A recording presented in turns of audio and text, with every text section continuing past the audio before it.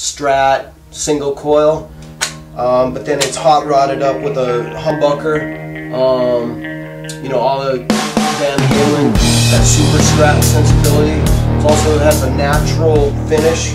My sister helped me finish it. It's basically like a natural maple with like a deep, like a wood stain in the flags. Basically, I carved the flags out in late '04, basically with an X-Acto and the stars. And I thought Moon and Stars was cool.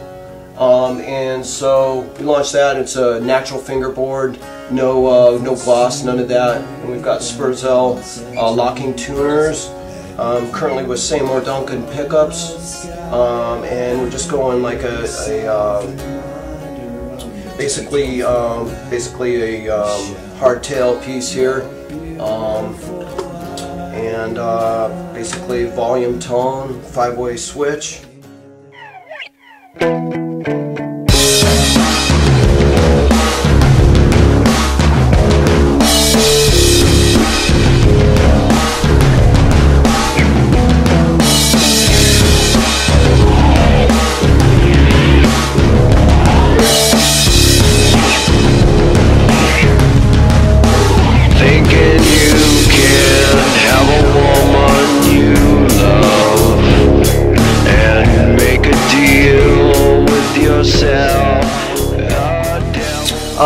Mascara was recorded here in Hollywood, California, fall of 2000 through the spring of 2009. We finished up April 27th, 2009, and did it mostly at Tone Raven Music Studio, which is the studio that I record the Raven's Cry material out of. We did it over at Filthy Feet Productions, my brother-in-law's place, and we did it at Multi-Mill, Frank Garrett, our band's bass player. So it was like kind of 2 or 3 different studios. Did most of the vocals. I did all the vocals, in fact, at Tone Raven Music, and we recorded Heaven Forevermore at Multi-Mill, and we did like stuff like guitars for Rocky Mountain Gold at Filthy Feet, and so it was nice, and it was a nice blend, so I was real happy.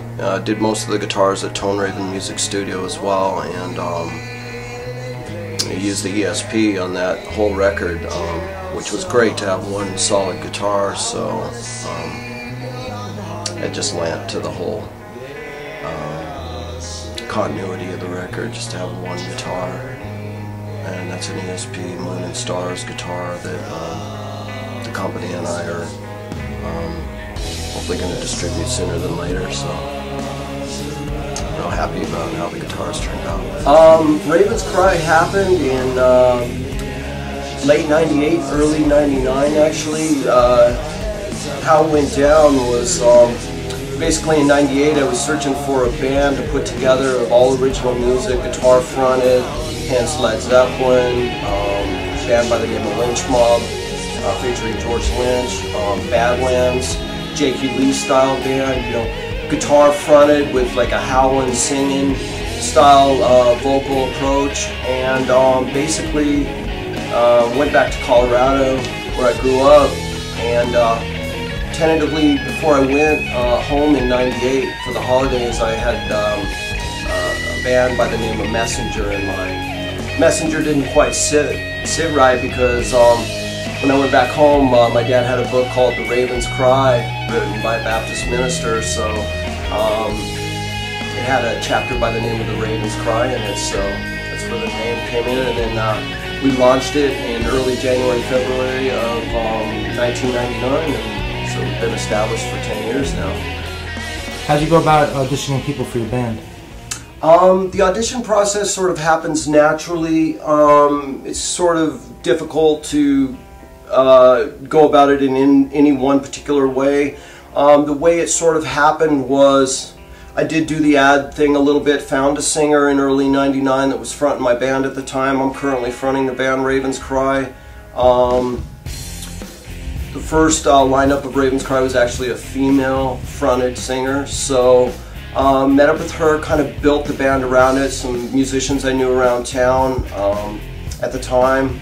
A guy by the name of Gary Lars and on drums, and a bass player by the name of Mike Bear on bass. I was playing guitar only at the time, and we had Alexandra Nicole on vocals. So it just sort of happened formally through the ad process, and then also through the Recycler, which was the ad publication that we went through, and also to just local friends and stuff pieced the band together.